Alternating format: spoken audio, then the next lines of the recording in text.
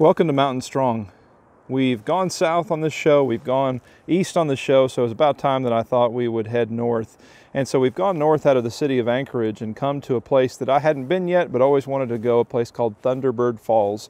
And so Thunderbird Falls is yet upcoming on the trail. We haven't quite gotten there yet, but I thought I'd stop. We have a clearing through the trees here, and you can see a river down there which is flowing. We're in the middle of what Alaskans call breakup, where all of this snow and ice is melting, which means that the trails are actually quite slippery right now, but thankfully I've got my spikes on and not too hard. So today we're going to be having a look at Psalm 35 together. Psalm 35, let's go ahead and read it. Contend, O Lord, with those who contend with me. Fight against those who fight against me. Take hold of shield and buckler, and rise for my help. Draw the spear and javelin against my pursuers. Say to my soul, I am your salvation. Let them be put to shame and dishonor who seek after my life. Let them be turned back and disappointed who devise evil against me. Let them be like the chaff of the wind, with the angel of the Lord driving them away. Let their way be dark and slippery, with the angel of the Lord pursuing them. For without cause they hid their net for me. Without cause they dug a pit for my life. Let destruction come upon him when he does not know it, and let the net that he hid ensnare him. Let him fall into it, to his destruction.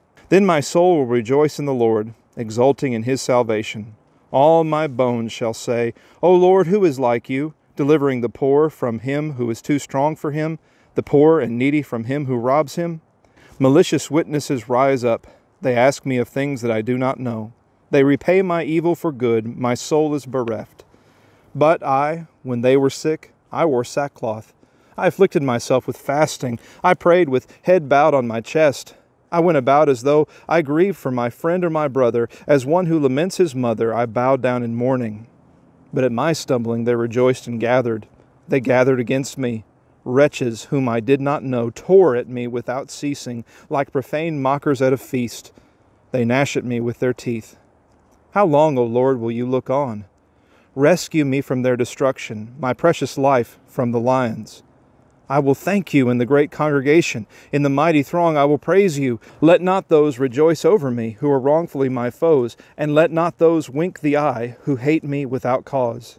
For they do not speak peace. But against those who are quiet in the land, they devise words of deceit. They open wide their mouths against me. They say, Aha, aha, our eyes have seen it. You have seen, O Lord. Be not silent. O Lord, be not far from me. Awake and arouse yourself for my vindication, for my cause, my God and my Lord. Vindicate me, O Lord my God, according to your righteousness, and let them not rejoice over me. Let them not say in their hearts, Aha, our heart's desire. Let them not say, We have swallowed him up. Let them be put to shame and disappointed altogether who rejoice at my calamity. Let them be clothed with shame and dishonor who magnify themselves against me. Let those who delight in my righteousness shout for joy and be glad, and say evermore, Great is the Lord who delights in the welfare of his servant. Then my tongue shall tell of your righteousness and of your praise all the day long. As you examine this psalm with me, you're struck by the fact that the psalmist is clearly in trouble. He is begging God to do something. He says in verses 1 through 3 to God, Please fight for me. He says in verse 17, Please rescue me. And he says in verses 22 through 24, he says, Vindicate me. And the idea of vindication says that things just aren't right now. Things aren't what they ought to be. Now, why does the psalmist want to have the Lord fight for him? Why does he want to be rescued? Why does he want to be vindicated? Well, most of the psalm outlines exactly why. He says in verse 1, I've got some people who are contending with me, some people who are fighting against me. In verse 3, they're pursuing me. In verse 4, they seek my life.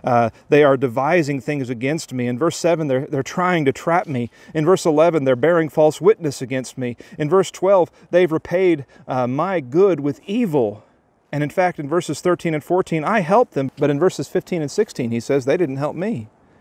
He describes them as his enemies in verse 19. He doesn't understand why they're his enemies, though, in verse 20. And he says they want to swallow me up in verses 21 and 25.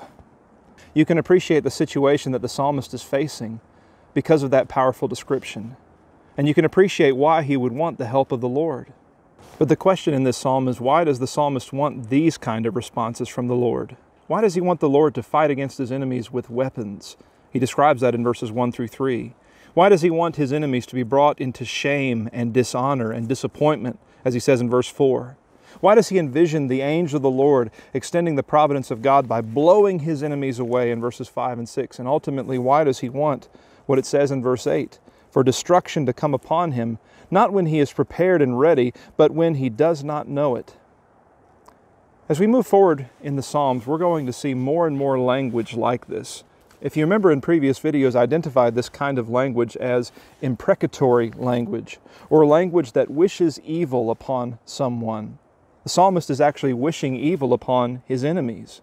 Now, from the New Testament point of view, we see these words and we're tempted to say, well, that's just an old law kind of concept.